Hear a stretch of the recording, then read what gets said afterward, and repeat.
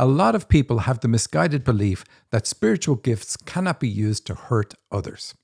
Well, absolutely they can. In fact, that's a risk we take when bringing these strong powers with us, that we might use these powers to hurt other people and incur karma because we do it. Well, another question is, can we hurt ourselves with our own gifts? The first dream on today's show shows that we can.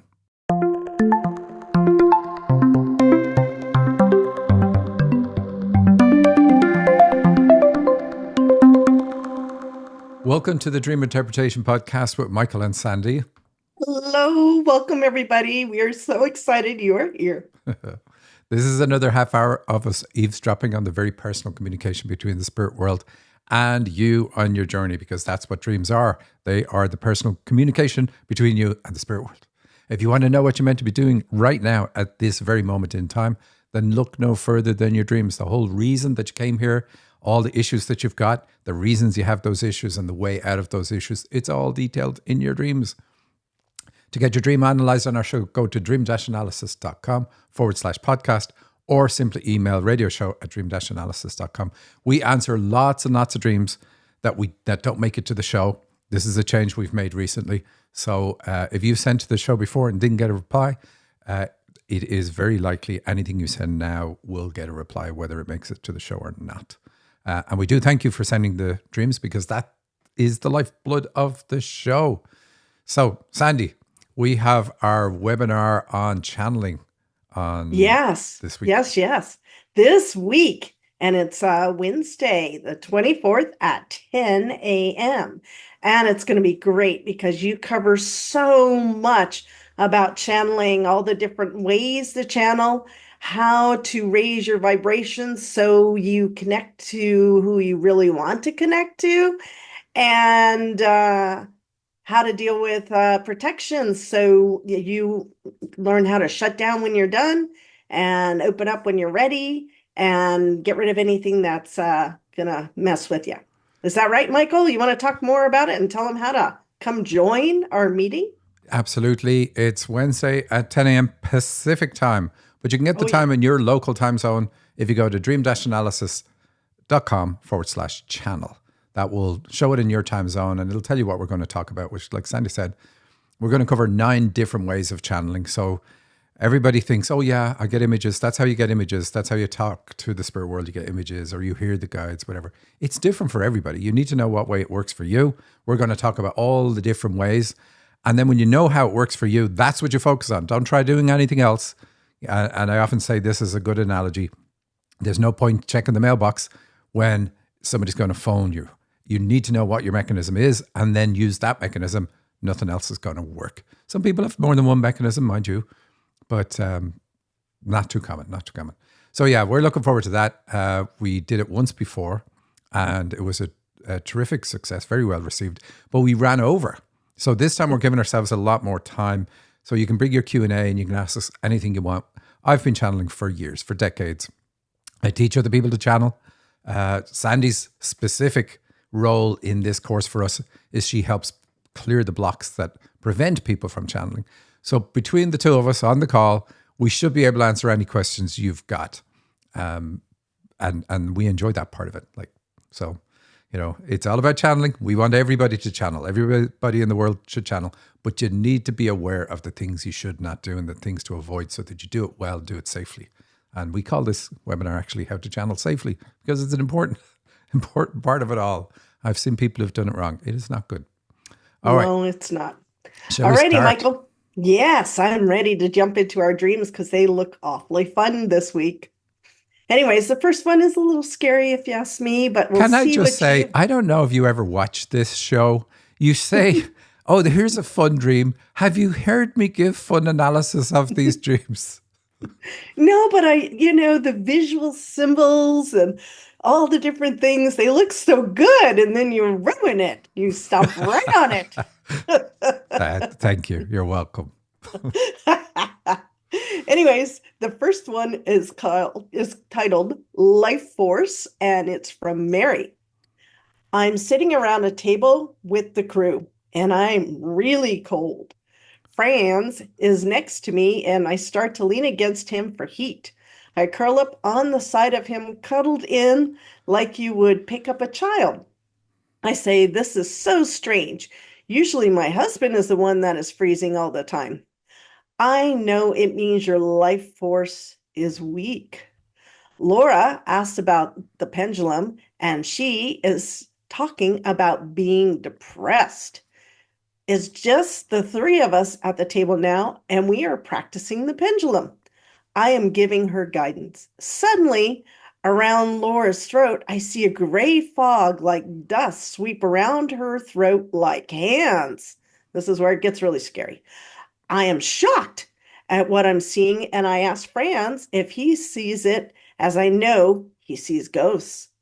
Laura is suddenly on the floor, inconsolable and weeping with sadness. I say, "Maybe this is a past life thing," and tell her not to worry. We will figure it out and get to the bottom of it. We leave and are getting ready for sleep. I go to the bathroom to brush my teeth and pop my head around to the bunk room, and Franz is starting to fall asleep with the lights on. I asked if he'd like the lights off. I switched the lights off. The girls should be here soon. I head back to the bathroom and getting ready for bed and walk across to my room. That's it, Michael. That's a strange one. All right, here we go. Let the ruining commence. So, sitting on the table, around the table so there's three people. So this is bringing her back to the age 3. And leaning on Franz is good. That's good in the dream. We do like that. But then she talks about, "Oh, I'm cold." And then she says, "Usually my husband is, and I know it means something to do with his life force is weak." So because the timeline of the dream is childhood, it means that her life force was weak in childhood. And so I asked her about that, and she said, "Oh, I was very sickly as a child, all sick all the time." And we also see depression is mentioned. She's talking to Laura, her friend, about being depressed. So it's about her being depressed. It's about the dreamer being depressed. And she has been depressed. It's almost like she's been depressed all her life. And her positive moments in her life are actually where the depression is less. Now, she does not know that. She thinks she has good moments in life, but she doesn't realize how fundamentally the issues in childhood caused her to like switch off. Like she switches off the lights in the dream. Not good. So it's like I switched those lights off at the age 3. And we see positives in the dream. There are a lot of good things here because she is working on herself. We see her brushing her teeth and saying the girls will be here soon. But both really, really good things. And teeth have to do with the reproductive system. I know that sounds weird. Animals defend their young with tooth and claw. So teeth are really about raising kids and or the reproductive system because it's all connected. And so here she's clearing an issue to do with that. And there are other dreams that she sent in that I looked at, and I nearly had it on today's show, but it showed lots of issues with her gender being criticized when she was a child. And so that's really where that connection comes in. But we see it here in this dream. We see her trying to clear that issue with the brushing of the teeth. So back up anyway to a little bit in the middle of the dream where we see these gray hands coming to choke the woman. So this is about, I stifle my expression, but it's even worse than that. She uses her gifts to stifle her expression. So we always think, people have like, say, a hands-on healing gift or a counseling gift or whatever. Can they be used in a bad way? And a lot of people think, oh no, they're gifts from God. They can only be used in a good way. Not true. Everything can be used negatively. But here in this case, she's using them against herself. So she's using the strength of her healing ability to choke her own expression. And she's still doing it today. When I channeled on that, they said she's still doing it. So that's going to be addressed by the work that she's currently doing on herself. The depression, like I said, is about gender. We really get that from another dream. When I channeled on it, they said it's, think about it this way. If you're a kid and you want something and your mom says you're not tall enough, like you can't have that bike till you're whatever. You can be really upset about it, but you're going to get taller. So there is a solution, even though you're really mad at mom and angry and sad and all those things combined.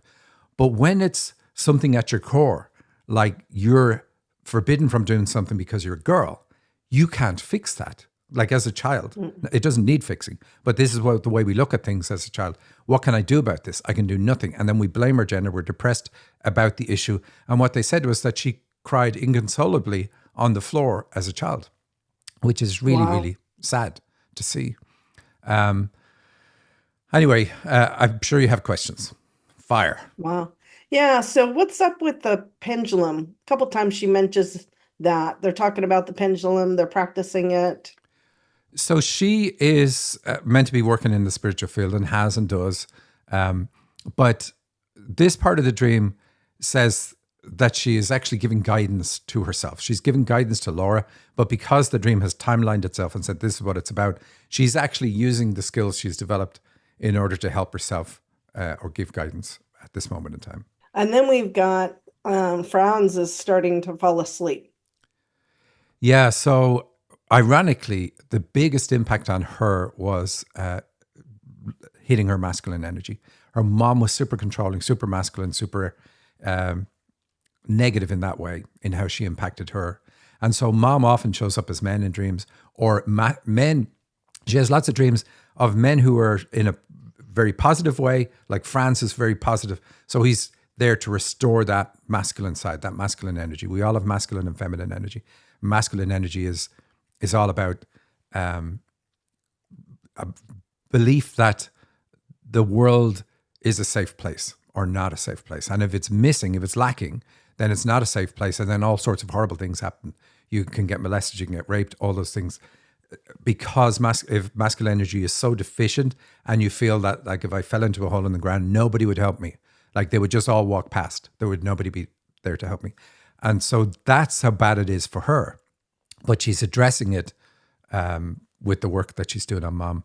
And so she's dreaming of a lot of positive male characters. She's many dreams where negative male characters come in. And this guy is kind of a little bit of a mix of both, but she really likes him and he's super supportive to her, very good for her. So it is quite good in that way.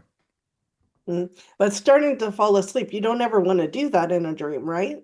No, you don't. So her masculine side fell asleep at the age 3. So it's like from that point, she's been operating without masculine energy. Oh, got it. Got it. Okay. Well, I think you covered that dream quite well. Scary one. Let's move on to another dream that's more positive. This one's called the Grand Gala, and it's from May. Stepped into heaven, and there was what looked like a grand gala. A woman walked up to me, and it felt as she was my closest friend. But it was Rihanna, the famous person. I thought, what the heck? She telepathically said, let's get you ready for your event. She got me ready in a flash. Then she took me into the event, and she was so excited and happy for me to meet all of these people. But it looked like nothing but famous people, tons of them. And then I woke up. Now, Michael, let's see you ruin that one. That one's a pretty fun dream. I won't ruin it. So this is the owner of this dream has been working in the spiritual field, does energy work for a long time, and struggles like many people in the spiritual field. Like it's done because it's your passion, it's your love, it's all those things. It's like when I decided to, okay, I'm going to go full time into dream interpretation. We looked at our budget and said, how much less of an income can we afford to step into so that I can do this because I love doing this much. And it went in a different direction, but we did not know that. And so a lot of people who are in the field, they do it because mainly it typically happens to be something helped them enormously. And they're like, I've got to share this with the world. And they really get into it and love it. And it's great. It's very fulfilling to help other people. And that's what she does. But she doesn't make a lot of money. She struggles and does okay, but wants it to be better. And she finally has a dream like this, and she's working on herself too, doing Cutting the Ties That Bind. And so here, it's the promise in this dream is you're going to be famous in spiritual circles. And Rihanna represents channeling, so she has a channeling ability. And what they said to her when I channeled on it is that you have to mix your channeling with this energy work that you do. And so she's very excited about that. She's going to I'm always thinking, did we do this dream before? Or I'm getting No. a deja vu. But she's going to do the energy work that she normally does, and then she's going to channel for people for a period of time after the energy work is done, and tell them what their life's about, what their issues are, what their blocks, anything related to the work that just went on. Not like, hey, ask me anything. It's ask me anything, and if it's related to what your angels are doing for you now, and what this energy work is doing for you now, we're going to cover it. So it's really upping her game. And they're saying that when she does that, she's going to get famous for that work in those circles. And that's all that matters. You know, it's not about getting famous outside those circles, because you can still do very, very well when you're hitting the right audience. Wow, that's great. I love that dream. Anyways, our next one, I love the title of the next one. It's called The Gifts, and it's from Sarah, and it looks like it's really long. So, Michael, I'm going to stop after a couple paragraphs All and right. let you do some work on it, and then we'll continue on. And we don't have a lot of time, so we will go fast. Yes, we will. My three daughters and granddaughter were with me on holiday. We found ourselves at a massive mansion like that. A really happy big family opened the front large glass door and welcomed us in. They were waiting for us. When we walked in, there was a party, and there was lots of people. Everyone was happy to see us and couldn't wait to say hi. I didn't know anyone, but they knew me. They were celebrities of all kinds of actors, singers, writers, painters, designers, influencers, leaders, doctors, and lots of other kinds of people. Some I know are dead as well, and some family of some of those people were there.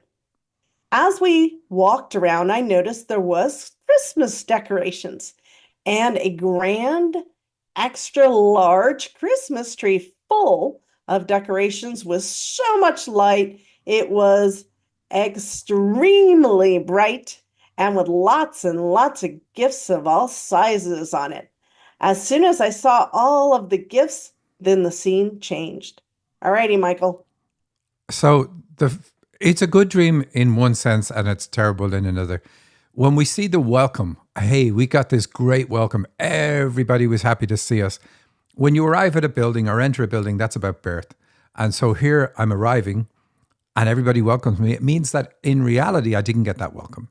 And the dream is trying to address that, heal that. So it's good, but it's also bad. It's good because it's healing it, but it's also bad because it shows how things were.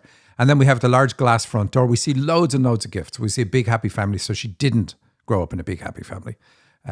She didn't feel welcome. In fact, when I asked her about it, she said, my parents left us with family all the time. So my parents were always gone. They were off drinking and left us with other family members. So that was the childhood she had. Not the like, hey, great, you're here. We're delighted. I'm going to put everything on hold to raise you, my beautiful, loving daughter. No, it's like, hey, it's still all about me. But then we see all these gifts. So she says the glass door, that's intuition. She has a strong intuition. The actors and singers, they both represent channeling. The writers means she has a writing ability. Designers, that's cool. And influencers. So and leaders. So she's got spiritual leadership. She's able to influence people, all that sort of stuff. And then doctors are about healing people's state of mind. She's got a lot of gifts, very, very unusual. And even when she was looking at the stream with me, she's like, can this be true? But then we see the next part is all the Christmas decorations, full, like big, massive Christmas tree that's extra large. So it's like, look, you came here with this very special ability. Everything in dreams is you. So the Christmas is about your birth. And so we celebrate it as the birth of Jesus. So it's celebrating you starting your spiritual journey on the earth plane. So she's definitely in the right place. She's definitely has lots of gifts. And then it changes. Yeah. So now we're in a large hotel with tons of floors, and we had a suite on the top floor. We were now in our suite. My two youngest daughters were sitting together across the room and the TV, but in front of me. My oldest daughter had a pink muumuu on and was sitting on a toilet that was placed in the same area like it was a chair in the room to my left. Her daughter was sitting next to her, really happy, playing with two pink balloons. My daughter's father was there out of nowhere to my right, sitting on a chair. Then my granddaughter started to jump while playing. She then stuck the balloons in my daughter's moo-moo. My daughter started to laugh. She stood up to show us, and she looked like a cow, she said. Then we got a call from the front desk asking me to go downstairs. There was a message for Okay, me. that's a good place to stop. So this is again not good. So I wasn't treated well as a child. I was pretty much told I was a cow. And she's laughing about it in the dream. But when we see pink like this and the balloons again about celebration of childhood, celebration of the fact that you were born, because it wasn't celebrated for you. But the moo and looking like a cow is like, I was given a very poor body image from mom, because it's the mom that does it. The grandmother does it, her mom does it, and laughs at the whole idea. Now, the daughter's laughing at it too, but it wasn't a funny matter. And so I did ask her about that. And she said, I was never, ever told I was pretty. I was never, ever felt like I was pretty. And she is a good looking woman. It's always interesting. But she said, Mom made me feel like a cow. Like, oh, look, you gained a bit of weight. Oh, look, you didn't wash your hair. Anytime she would meet her, she would criticize her, and still criticizes her. And that's how she was in childhood. So it's like, I never had a good body image. And that's really detrimental to her. But we see a lot of that. The point of the dream is to try fix that. That's what the pink is all about. Adding in the love that you didn't get from mom. Mm-hmm. What about the father being there? The daughter's father was there out of nowhere. Yeah, so it meant he wasn't around. And so he's just put in the dream to make up for the fact that he was never there. It wasn't really present. There, but not present. And that's when I asked her about, like, what did your parents do? And she said, they always farmed me off to other people and did their own thing. And then going down the front desk, what's going on with the downstairs? So this is where we're heading into now. So she's got a channeling ability, and it's going to come into this because she's gone down for a message. And the rest of it is going to say, okay, the difficult start to life allowed you bring in all these gifts, but because you retained your connection with the spirit world, but really in a way, your spirit world royalty, so it may be bad on this side, but it's not on the other side. Oh, that's good. All righty. So we'll continue on. I then went downstairs. When I got off the elevator, I walked towards the front door, but I paused and turned. The wall to my left was a large window. I stopped and saw a limousine. The back window was down, and I saw it was Prince, the singer. I then said, "Is that Prince?" But he's dead. The limo stopped in front of the roundabout of the hotel. There was a bellboy that had a suit and a top hat on. Prince then took his hand out and called him out. He then opened the door and went to the limo, received a letter, and walked back to the door. When he got to the door, he opened the letter that was folded in three, looked at it, and then looked up and said to me, "This is for you." When I see him, I knew who he was. He was Cat Williams. I said, "What the hell? Cat Williams?" I then walked over and he said, "There's a message for you," and gave me the letter. Then he turned his head and looked at Prince, and I walked over to the limo that was still there. Prince then said hi, and then he said, "Are you all right? You left the party and never opened or took your gifts." I then said, "What gifts?" He said, "All the gifts that were under the Christmas tree were for you." I then said, "All those gifts were for me?" That was a lot of gifts. I thought they were for everyone in the party, at least one or two for each person. But he said, "No, they are yours." I said, "That was your house." He said, "Yes, and my family." I then said, "Wow, thank you." He smiled, and I woke up. Okay, so she's royalty because we have Prince. And it's all about channeling. Look at how many times it's like a message is being delivered. Prince, being a singer, represents channeling anyway, because that's what singers represent in a dream. But he hands a letter to somebody else who's an actor. Cat Williams is an actor. He's a comedian and an actor. So another channeling symbol. And so it's like this has been passed on, but the importance of it is significant, that these people that the person is enamored by. And then Prince says, "Look, all those gifts are yours." So it's like I diminish myself because of my family influence. I think I'm not that special. And he's like, no, you're super special. You've got all these abilities. You need to start using them. That's one of the things that guides are always going to be at, is like, don't get complacent. Don't develop one or two gifts and then say, okay, that's it, I'm done. So she's been told it's time for you to step into these things, but in a very, very good way. Unfortunately, we see all the other stuff that's in the dream. That's what needs to be overcome and worked on. And indeed, she is working on that. But I think overall, it's a super positive dream. Yeah, it seems like it. So let's see. There's a lot of letters. Is that how she's going to channel by They opening just letters? symbolize, no, they just symbolize the ability to receive messages. Oh, And gotcha. so we see all the different stages of it, but each one of them, any one of those at all in the dream, like Prince calling somebody over, even speaking to them, is you can get messages from your guides. But then he hands a letter. It's another symbol for, hey, let's emphasize this. You're able to pick up messages. Then another guide, an actor opening the letter and reading it and saying, this is for you. All different symbols, all saying, emphasizing, this is your gift. And when we see the important people, let's say, from her perspective, are the ones focusing on this, they're saying, like, this is how important it is. So what is it? The letter was folded into three. So she diminishes herself. Okay. And even at the end, she says, oh, I thought these gifts were to be shared among everybody, that they belong to everybody. Now, the reality is she is meant to share her gift, but not give them away. Giving away gifts or selling gifts in a dream is only symbolic of the fact that you're meant to share it. If you're selling them and people are paying you for the gifts, then it's symbolic of you're meant to do it as a career. You're meant to get money in exchange for sharing your gifts. So it's still all good. But what we get from this part of the dream is that she hasn't realized that this is her calling, that these are all the things that she's meant to do. But she has it and understands it by the end of the dream. Wow, that's great. What a cool dream. I think we are out of time, Michael.